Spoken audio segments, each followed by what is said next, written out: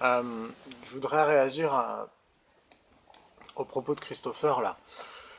Euh, si tu dis, tu as extrapolé, mais je crois que tout ce qu'on fait, c'est extrapoler. Il n'y a rien. Est-ce qu'on perçoit la réalité? Enfin, je veux dire, on va pas.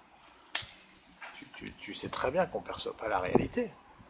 On ne fait de toute façon que percevoir, extrapoler. On ne fait de tout. Quand je vois là des choses concrètes, en vérité, elles ne sont pas telles qu'elles ont l'air d'être. Je ne vois qu'une certaine fréquence, une certaine gamme de fréquences de lumière. Je ne vois qu'une certaine gamme de, je n'entends qu'une certaine gamme de fréquences de son. Euh, j'ai l'impression que ces choses sont solides alors que je sais, grâce à la science, qu'elles sont constituées de 99% de vide. Donc tout n'est que construction de l'esprit.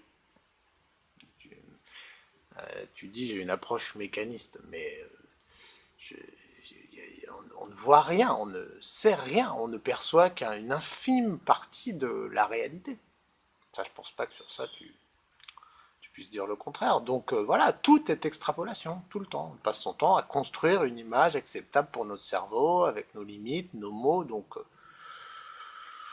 voilà, donc finalement, et je pense que à cet égard, sans nier ce principe qui est qu'on ne fait de toute façon qu'extrapoler, mais dans tous les domaines, même l'astrophysicien ne fait qu'extrapoler. La preuve, c'est que Newton, Einstein a apporté plus que Newton, tout en étant un peu dans la même logique. À un moment, nos outils nous permettent d'aller plus loin, un peu moins pourri, quoi. C'est plus ça. Donc voilà, et donc je pense qu'à un moment, dans la mesure où tout est extrapolation, il y a des approches qui permettent de voir des choses qu'on n'aurait pas vues, tout simplement en changeant d'œil, en changeant de fréquence, en changeant de...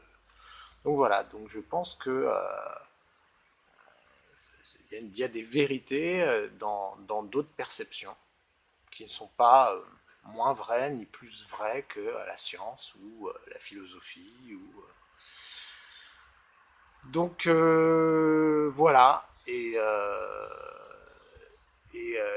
oui, oui, je pense que même ce que Mathias voit, il y a forcément une dimension allégorique, mais c'est pas grave. Allégorique de quelque chose.